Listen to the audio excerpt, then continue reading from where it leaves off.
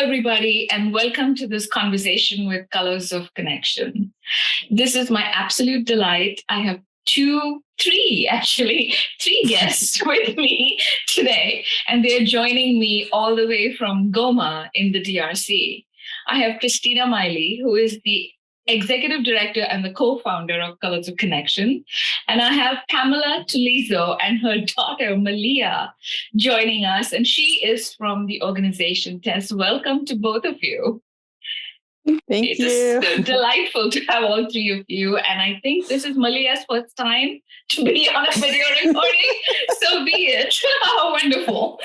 Anyways, so let me start with what is at the heart of your program, which is art, paintings, public art, which is very, very bold and very, very innovative. So if both of you, whoever wants to start, can you reflect on what art means to your community, art means to the project, art means to both your organizations? I'll start. I think the power of art is hard to describe, and it's very immense. And I'm constantly reminded of how amazing it is. I know that I've co-founded the organization and got into this work because I was really passionate myself about art, and then I've been able to reflect some about why it meant so much to me in my life. And I know that when I was a teenager, I had some traumatic experiences, and I just naturally turned to art to try to resolve what I was, or not resolve, but just work through what I was feeling. And I didn't have words for what I was experiencing. And I think that's really it, is like art. And in this case, I was doing painting and drawing.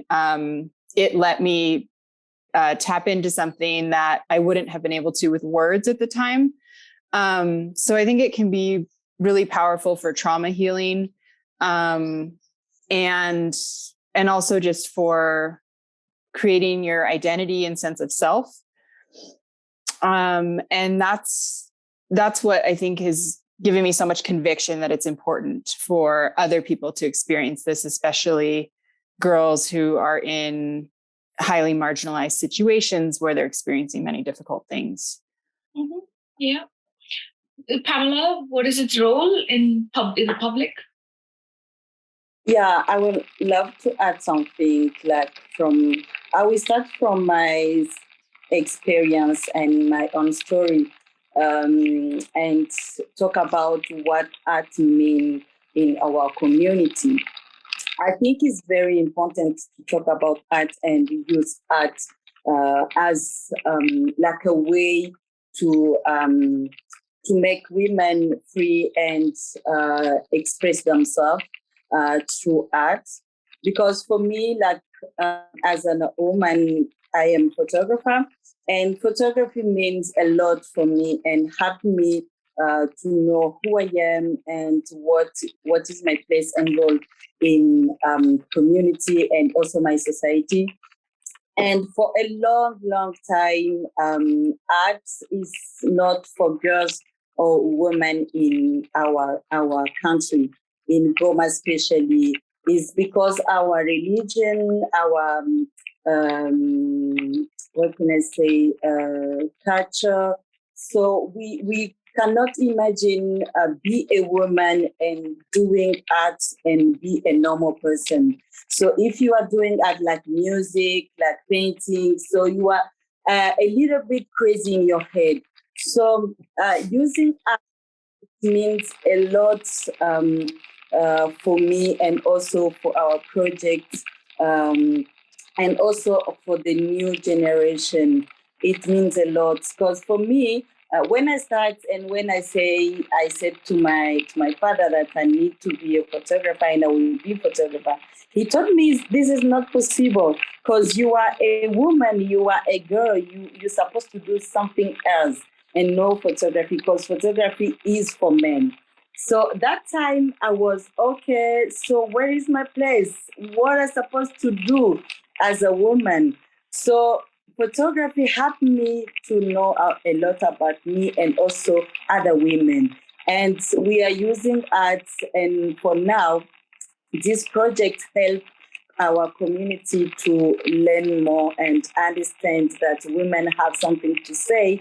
And through art, we are using art like microphone to say something that can attend many people. Absolutely. RISE has supported lots of grantees who have used different kinds of self-expression to work through trauma. Like Christina, you said it has to be worked through, right? To speak the unspeakable. But also what you said, Pamela, that art is not an alternate thing. Art is self-expression. And to break cultural norms, saying, no, people who do this are not different. No, they're part of who we are. And everybody has something to say. And if they choose photography, and I hope you are photographing, Malia, as much as you can, every expression and every movement, definitely, it has an extremely important place in all our lives. So I think let's move on to talking about the girls in your project. Who are they? How exactly is this going to transform? And how are the public murals going to change the conversation in Goma? So for us, this project, Msichana Muka, it's for us to work with girls. It's like a big challenge first. It's a big challenge because the parents maybe and in the community don't imagine like a little girl can have something to say. And I can say that those little girl, I'm sorry for my English, but I will try. No. Yeah, for those girls is very important, and they have many things to say, but they don't have that place to say something, because in our culture and community, women don't have. They cannot express themselves like normally and say what they think and want. And even our parents, they don't give us that place for us to speak and say something. And for now, we can say that the new generation, the future of our community is in the hand of those little girls.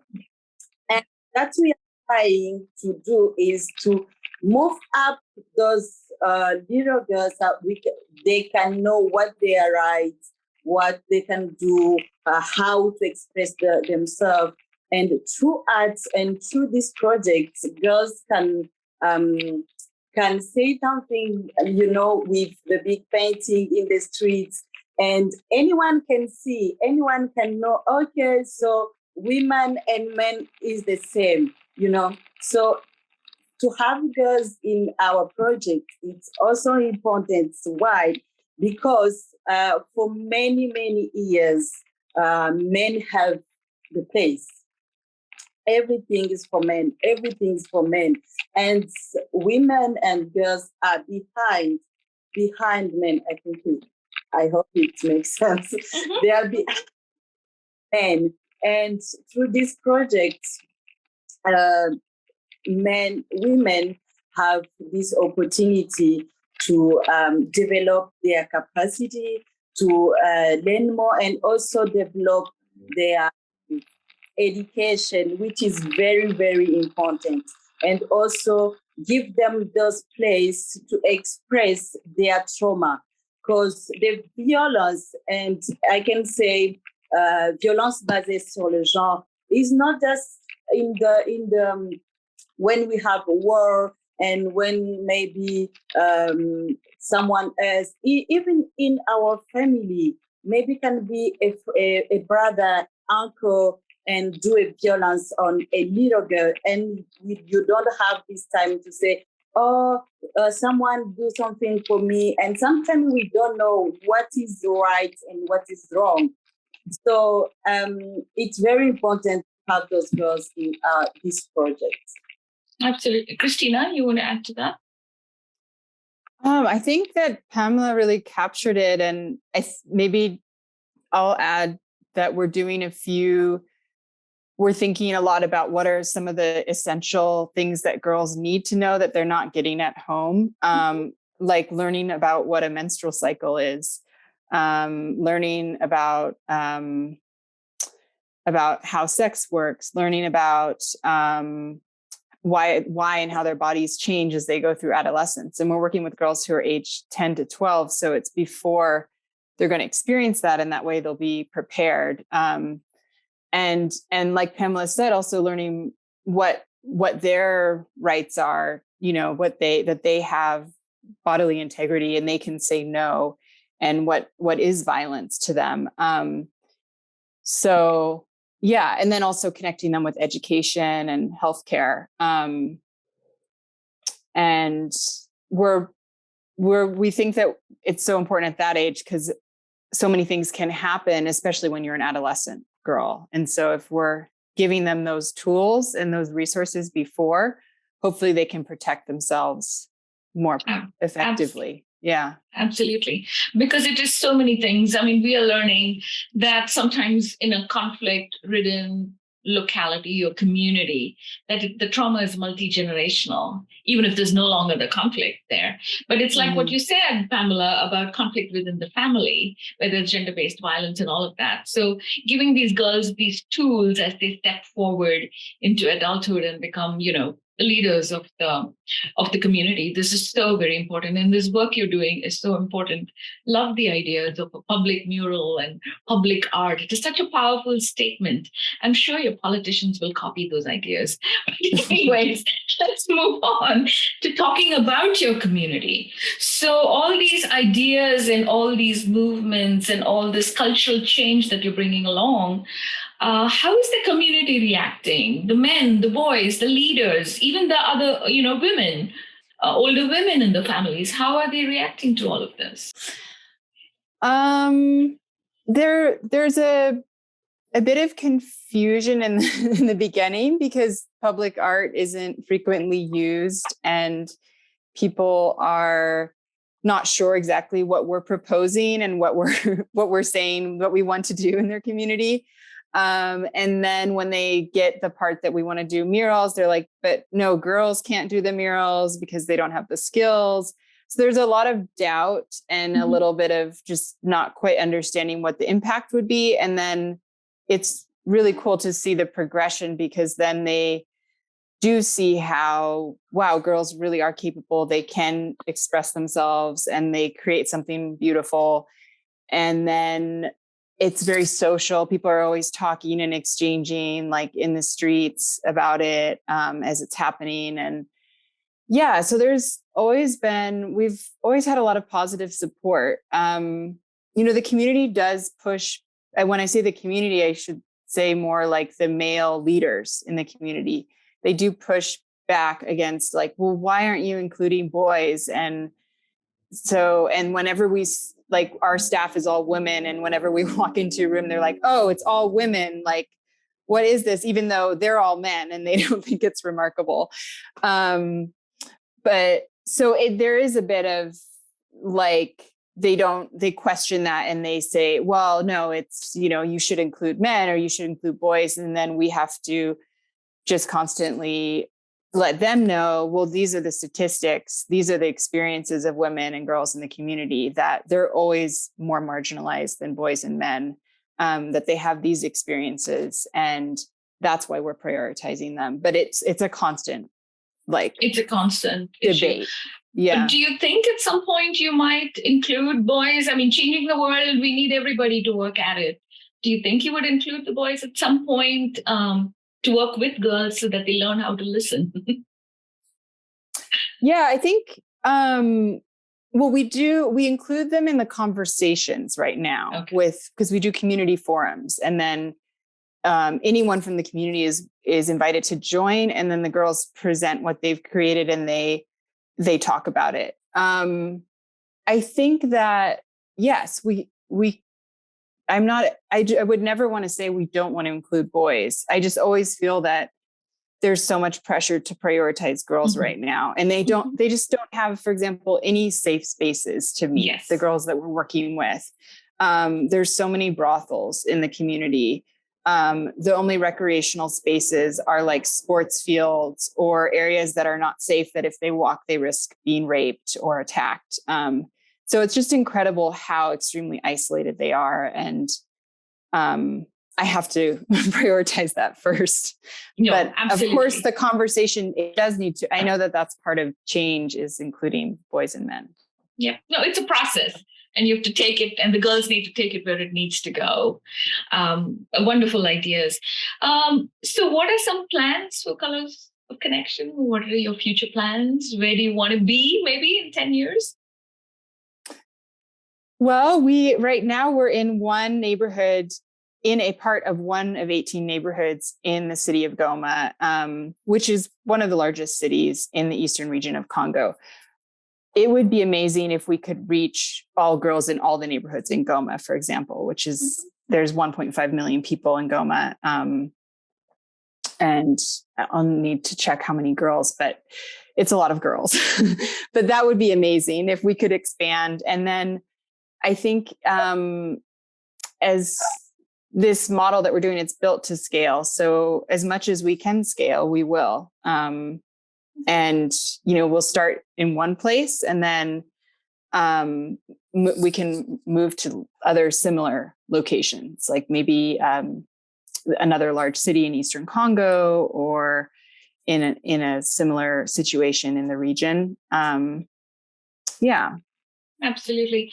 So Pamela, I know that this project that raises funding is more about public art. It's about painting and drawing and all this life skills for the young girls. You think at some point you would want to get photography in there, which is your strength? So I don't know, Christina, what do you think? But I think so. And also for Tess, we are not just doing painting. We are doing painting for this project with Colors of Connection. But in our activities, we are doing everything in art, like photography, video, slam, painting, everything. So for this project especially, we are using painting. But for other projects, we are doing workshop and conference with women, just women for now. And then we other medium like photography and other. Absolutely. I hope that you will keep the beautiful photographs of the murals coming for our community. Have them on your website. Our members will find it. The videos and the conversation. Keep this conversation going. I've loved talking about all of these things, but I did not want to leave without talking about what the two of you experienced in these past few days, especially when we were trying to record this 2 days ago. Christina, Pamela, do you want to talk about the protest that occurred? I mean, both of you had to experience it, and we had difficulties recording this 2 days ago. So do you want to talk about it? Because this is your reality. Guys, that for me is very problematic because my house is just near from the MONUSCO. So it was very complicated for me to move from Christina's house to have this conversation together. So it's very complicated. It's like 3 days of protesting, and you cannot move from your house. And you are asking a question like basic thing, like to just move from this place for other place. But I think we'll be fine. I hope. The power of from Goma, we don't give up. We think that tomorrow will be better. Absolutely. Christina, just some context for our audience about the protest. The protests were happening against the UN, actually, and the UN presence here, because the conflict in the eastern region is continuing. And even though the UN are here, there's still massacres happening. There's still constant killings. And so people are protesting actually the fact that they're so frustrated. But then the protests evolved into looting and burning stuff and attacking. So, and specifically targeting UN. So it's been scary. Like for me, I ended up having to move yesterday temporarily. And yeah, it's a new experience for me and definitely scary, but we'll see what happens. And I'm happy we got to have this conversation and try again, because it was great to have Pamela's voice. And I mean, we never know what the connection either. So I feel like really grateful that we made it through the conversation without getting cut off. Absolutely. So just for some context for the RISE audience, we are recording this in the last week of July, and this is our second attempt at trying to record this. This video is going to stay on our website for a really, really long time. So this is July 2022. This is a skirmish that is happening, protest that's happening in Goma, but it kind of almost reminds all of us, right, that everybody wants to move along, everybody wants to move forward from conflict and societal problems. And I think what both of you are trying to do with your collaboration is to get the conversation past all of this. It's like, get the girls ready for a new world that is not rife with all these kind of headlines and stuff like that. So our very, very deep thanks to both of you for joining us from Goma twice. And we have successfully been able to get this recording. Pamela has not lost her internet connection.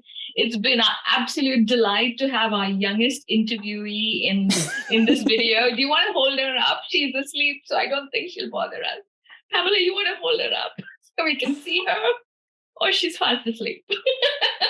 Anyways, thank you for joining us. And it is the very, very best to both of you. Thank you. Thank you so much.